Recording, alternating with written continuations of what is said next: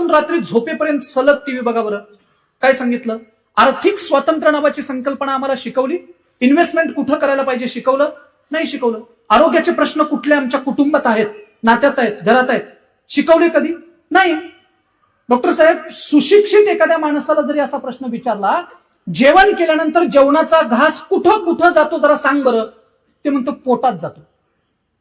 पण तो घास कुठून कुठं जातो हे आम्हाला सांगता येत नाही. म्हणजे आपल्या आरोग्याबद्दल आपल्याला किती माहिती आहे ती माध्यमांनी आम्हाला कधी करून दिली नाही. माध्यमांनी महापुरुषांची चरित्र आम्हाला कधी सांगितले नाही. घरात संस्कार निर्माण व्हावेत याच्या संदर्भातल्या कुठल्या गोष्टी दाखवल्या नाहीत. मी म्हणत नाहीये. उन्हाळ्याला एक व्याख्यानमाला होती, त्या व्याख्यानमालेतलं एक पुस्तक माझ्या घरी आहे. त्या पुस्तक वाचनात मला असं कळालं, मध्यमवर्गीय कुटुंब देखील जर दाखवायचं असेल टीव्हीवरती तर ते मध्यमवर्गीय कुटुंब तुमच्या माझ्या मध्यमवर्गीय कुटुंबासारखं दाखवताच येत नाही. कारण त्या कुटुंबाचं शूटिंग करायला सर कॅमेरे बसायला लागतात त्या घरात.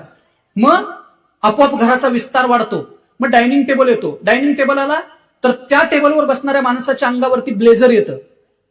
मग ब्लेझर आलं, डायनिंग टेबल आला, कुटुंब एवढं मोठं दाखवलं की दारात गाडी येते. मग दारात गाडी आली की त्या मालिकेत ती गाडी बाहेर कुठं कुठं फिरते हे सगळं दाखवावं लागतं. मग त्या गाडीतून कोण कोण फिरतं हे दाखवावं लागतं. मग त्या गाडीतून फिरणाऱ्या माणसामुळे हे कुटुंब कसं उद्ध्वस्त होतं हे दाखवावं लागतं. मग कधीतरी त्या ऍक्टरला दुसरं काम मिळालं की त्या गाडीचा ऍक्सिडेंट करावा लागतो. म्हणजे एक मध्यमवर्गीय कुटुंब किती मालिकेमध्ये बनियनला होल पडलेला माणूस दाखवला नाही दाखवला. कारण ते वास्तव दाखवलंच जात नाहीये, अवास्तव गोष्टी दाखवल्या आणि आम्ही त्या बघतो आहोत. आणि आमच्या